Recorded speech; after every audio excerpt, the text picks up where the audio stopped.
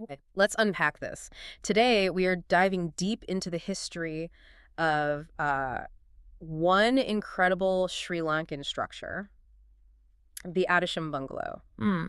And what makes this deep dive interesting, I think, is the sheer duality of the building. It's like a physical relic that tells two completely different stories. Yeah, absolutely. Stories about power, wealth, and purpose, really. Exactly. It's a perfect example of, architecture as a historical document. Yeah. You walk onto the grounds and you immediately get a sense of the immense ambition of the British colonial era. Right. But then you realize what it's used for now, and the entire narrative it flips completely. That's exactly our mission today. Using our source material, we're tracing this enormous high country estate. It was built in 1931, kind of at the height of the British administration, from its origins as this planter's paradise to its really surprising and very localized modern-day purpose. This isn't just some old mansion. It's a study in transformation.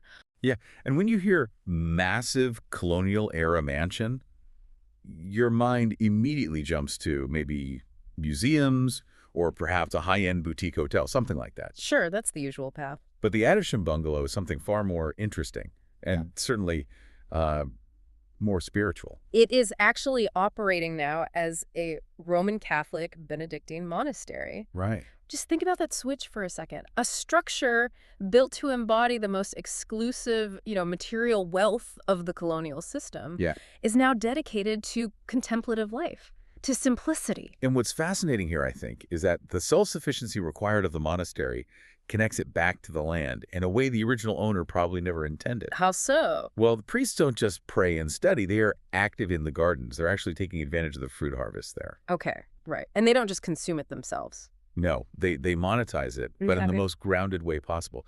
Our source specifically mentions that they create and sell various products, like jams, cordials, preserves, things like that. And they use the fruit gathered directly from the bungalow's own extensive gardens. Wow. So it's almost like an inversion. It is an inversion. The original land was cultivated, to provide intense luxury and profit for one very wealthy individual and his company. Mm-hmm.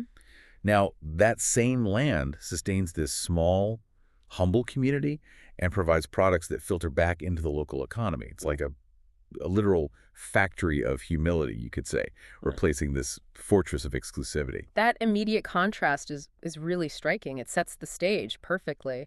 But, I mean, to truly understand that level of transformation, we have to look at the almost impossible transformation of the man who built it in the first place. Ah, yes, the founder, Uh-huh. Thomas Lester Villiers. He's a classic study, really, in how rapidly someone could amass power and wealth during that colonial period. Right. Provided, of course, they were positioned correctly within the system. It wasn't open to everyone. And the timeline is interesting, too. Villiers arrived in Ceylon, now Sri Lanka, way back in 1887. But the bungalow itself wasn't completed until 1931. That's 44 years later? His life trajectory basically makes the building possible. Exactly. But it's his origin story that really hooks you, I think. Yeah. If you imagine a great industrialist arriving in a foreign land to make his fortune, you probably assume he came with, significant backing, connections, money. Right. Some starting capital, at least. Not Villiers. Our source highlights his,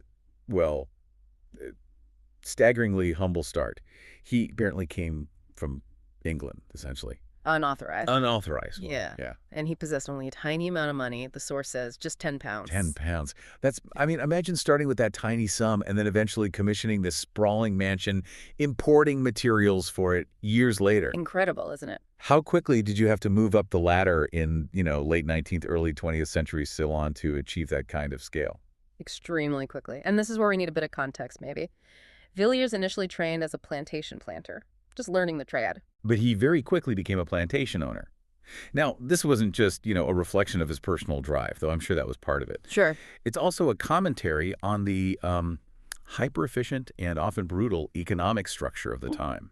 It really accelerated wealth accumulation for those operating at the top of that colonial hierarchy. Yeah. The system was basically designed for that kind of vertical leap for some. And he didn't just stop at owning plantations.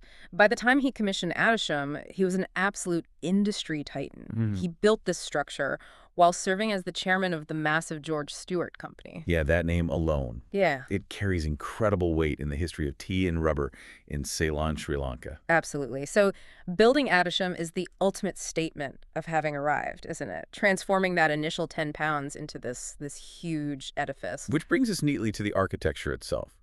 Because a man who achieved that level of power, who came from so little, doesn't build something discreet, right? He builds a statement. He wanted a piece of England, a very specific piece, dropped directly into the Sri Lankan highlands. And he chose the Tudor style, which is a very specific, very recognizable look, influenced by those, heavy, often dark timber and brick buildings of the English Tudor dynasty. It's an almost perfect architectural transfer. And that's what's fascinating, you see. Why bring that heavy, dark, Northern European architecture, which is really designed to keep the cold out? Why bring that to a tropical, high-elevation climate? It doesn't seem practical. It wasn't practical. It was psychological. It was a way of enforcing a cultural stamp and an identity stamp onto a foreign landscape. It basically said, even though I'm 200 kilometers from the capital, miles from home, I live by London standards. And those standards were clearly reflected in the sheer scale of the interior, too. Our source mentions this wasn't a modest home by any stretch. Oh, not at all. It boasted extensive facilities, multiple bedrooms, grand dining rooms, specific reading rooms, libraries. Libraries, plural. Right. And verandas, of course, overlooking the sprawling estates. It was explicitly built for entertaining, for projecting that power and status he'd achieved. Definitely. But maybe the peak of that ambition is encapsulated by this really intriguing, although unverified claim in the source material. Yes, regarding the construction materials. Look at that. The detail that just underscores this desire for, zero compromise. The suggestion, and again, it's a suggestion that all necessary materials and goods needed for the building Everything. were imported entirely from England. Now, the source is very clear, we should stress, that this isn't confirmed. There's no definitive proof presented. Right. But the mere existence of that claim is telling, isn't it? Yeah. To even consider importing every nail, every pane of glass, every floorboard, every fixture from thousands of miles away, well, it speaks volumes. It suggests an intense distrust of local craftsmanship, maybe. Or perhaps more accurately, just an absolute insistence on replicating British quality, British identity. Exactly.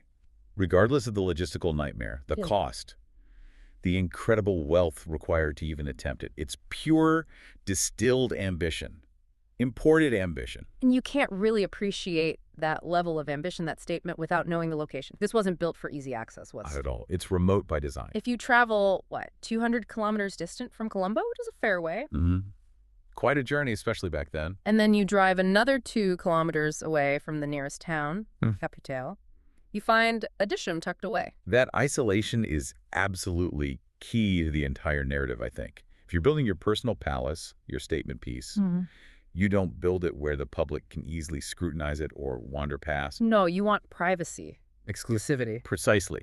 Villiers chose to situate the bungalow deep within the hills, specifically on the Glenanor estate. And that estate itself isn't just open land, is it? Our source places it inside the Thangamah Forest Reserve.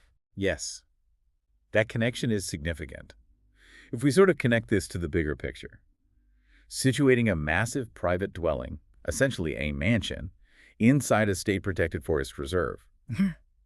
Well, it speaks volumes about the level of control and influence Villiers must have commanded. Right. It implies he could bend rules, or that rules didn't quite apply in the same way. Or that the rules were made for people like him. It was an exclusive world he was building, high above the humidity and the bustle of the lower areas. He created his own private kingdom, really, secured not just by walls and status, but by geographic remoteness and seemingly government-protected land. It makes complete sense when you put it like that. Yeah. If you are going to define yourself as separate, as the man who transformed 10 pounds to this vast empire, you build your architectural monument in the most elevated, the most secluded, and frankly, the most powerful location you possibly can. It reinforces the whole narrative. #tag Ostro. So the story of Adisham Bungalow is ultimately, well, it's this story of duality, isn't it?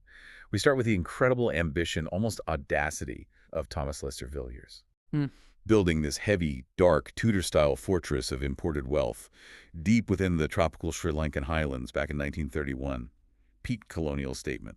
And then the final act of that story, or at least the current act, is its transformation into this quiet, contemplative, Benedictine monastery, shedding all that opulence focusing on simplicity, self-sustenance. Yeah, powered by selling jams made from the very same garden that once served only one man's very luxurious lifestyle. It's a building that really mirrors a profound societal shift, doesn't it? Away from that kind of colonial entitlement towards something else. It absolutely represents that critical intersection of history where, personal ambition, global empire, and the specific local landscape all collide and create something unique. And maybe something for you, the listener, to consider further is this. The fact that Villiers seemingly had the authority, the power to carve out his private world, complete with potentially all imported goods, deep inside the Thangamale Forest Reserve. Well, it raises an interesting question, I think, about the environmental legacy of that kind of colonial power, right? The footprint it left, not just culturally, but physically. Exactly. Yeah. And does the current Benedictine focus on local harvest, on quiet retreat? Does that offer a genuine, grounded attempt to maybe replace that legacy of, let's call it environmental domination, with something perhaps more sustainable, more integrated? It's a fascinating thought. It makes you wonder how many other relics of that era of the Raj or other colonial periods are out there. Yep. Maybe waiting to find their second, perhaps more humble, and maybe ultimately more meaningful purpose. A question for another time, perhaps.